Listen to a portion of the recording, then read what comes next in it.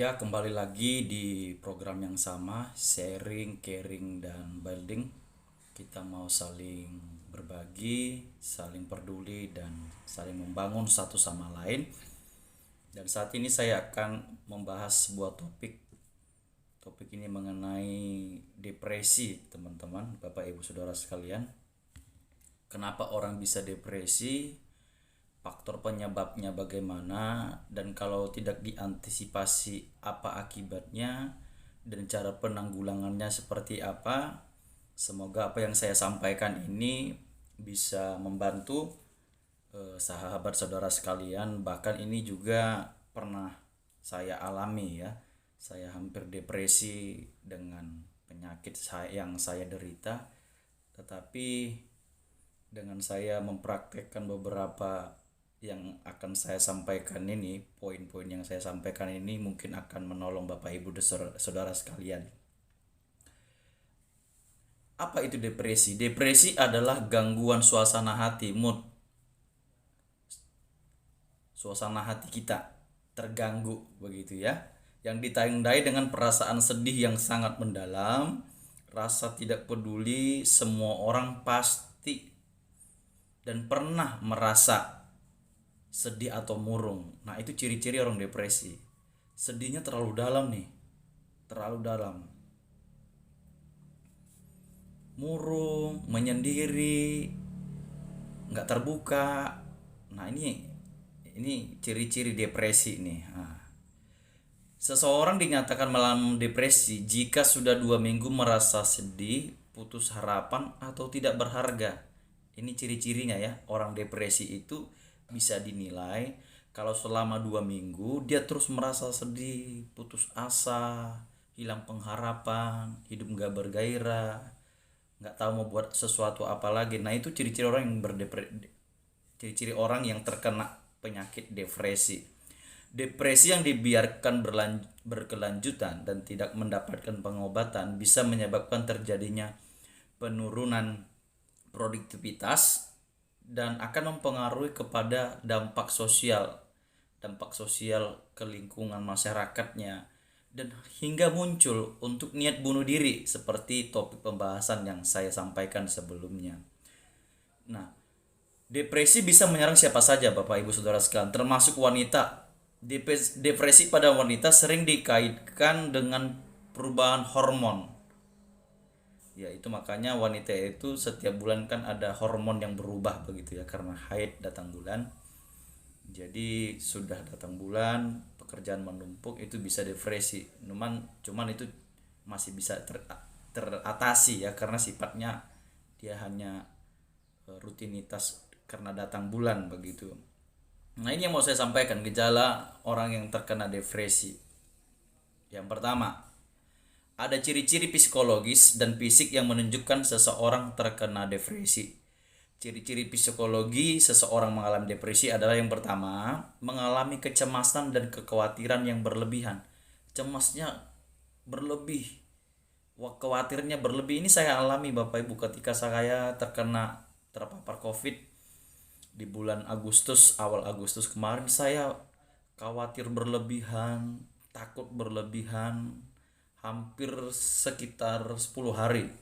Itu betul-betul saya depresi, nggak bisa tidur sampai jam 1 hari hanya bisa tidur 2 jam, selama 8 hari nggak bisa tidur. Depresi, ketakutan, terintimidasi. Yang kedua, tidak stabil secara emosionalnya labil, terkadang marah, terkadang murung, terkadang sedih, kayak orang apa ya, kosong pikiran begitu ya, orangnya sama sekali nggak bergairah begitu. Nah, itu yang kedua. Yang ketiga, merasa putus asa atau frustasi. Nah, ini bahaya.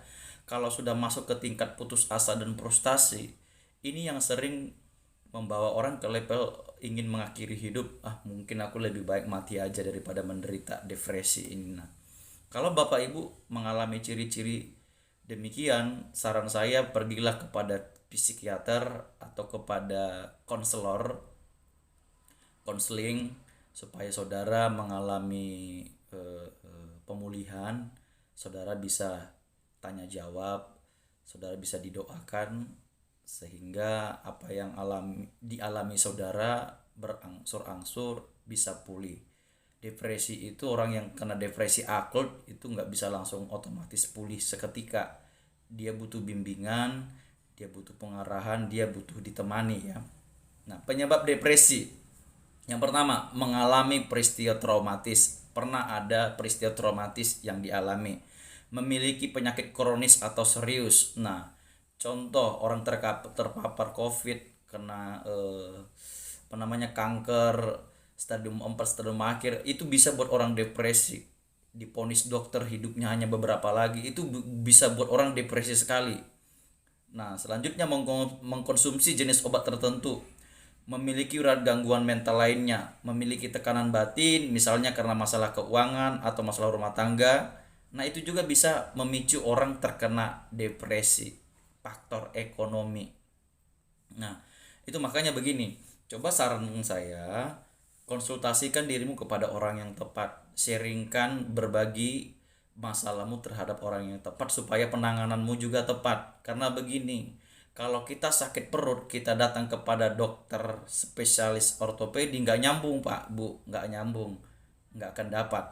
Karena yang masalah itu perutnya, bukan ototnya, bukan tulangnya, begitu ya.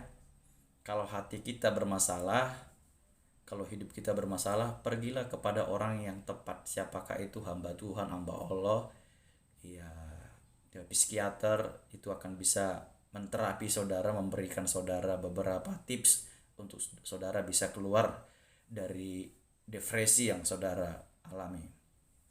Nah, cara pengobatan depresi ada beberapa cara ya. Tadi saya sudah sampaikan, ini akan saya ulang lagi. Dalam mengobati depresi, psikiater dapat melakukan beberapa cara. Nah, tadi ada yang saya katakan, pergi ke psikiater. Psikiater akan melakukan psikoterapi untuk membantu mengatasi masalah akibat depresi, memberikan obat antidepresan untuk mengatasi depresi pasien, memberikan terapi kejut listrik. Nah, itu secara ini ya, kalau kita secara ke psikiater ya, kita berobat ke psikiater, itu yang akan mereka lakukan. Dan yang selanjutnya, menjalani perawatan di rumah sakit jika mengalami depresi yang parah.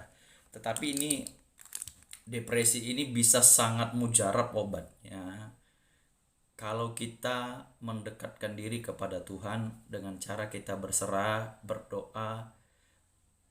Berserah bukan menyerah, kita berserah karena kita tahu Sang Kuasa, Tuhan yang lebih berkuasa atas kita, lebih tahu bagaimana caranya memulihkan kehidupan kita. Bagian kita hanya membuka hati, mengampuni, menerima keadaan, ikhlaskan apa yang sudah terjadi. Memang berat, justru itu perlu pendampingan. Saudara perlu dikonseling, saudara perlu orang yang lebih rohani bisa mendampingi saudara. Saya yakin percaya saudara pasti akan keluar dari masalah depresi yang saudara alami. Kiranya video singkat ini memberkati saudara. Jangan lupa terus dukung channel ini supaya video-video berikutnya akan memberkati kehidupan saudara dimanapun berada. Saya berdoa saudara yang mengalami depresi, Tuhan pulihkan, Tuhan sembuhkan, saudara menjadi berkat dan bersaksi bagi banyak orang lain. Tuhan memberkati, selamat siang, bye-bye.